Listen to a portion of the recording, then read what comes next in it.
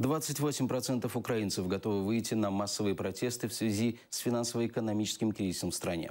Таковы данные исследования Фонда демократические инициативы и социологической службы Центра Разумкова.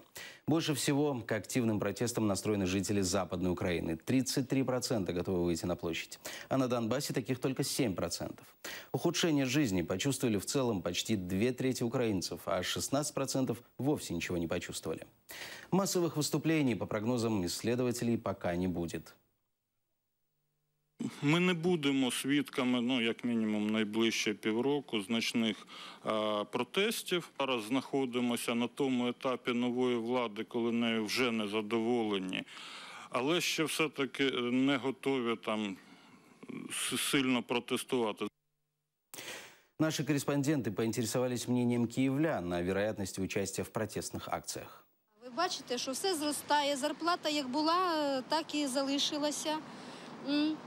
Ну, просто ми люди такі витримані, все ж таки війна в нас, і ми вважаємо, що краще побути трошки тихше. Думаю, что настроение увеличивается, но на улицу навряд ли выйдут, потому что тяжелая экономическая ситуация, и люди понимают, что может страна развалиться вообще. Не говорят правду. Наша адміністрація і все це верхушка. Зараз люди дуже стомились від війни, і тому дуже важко це все знову підняти.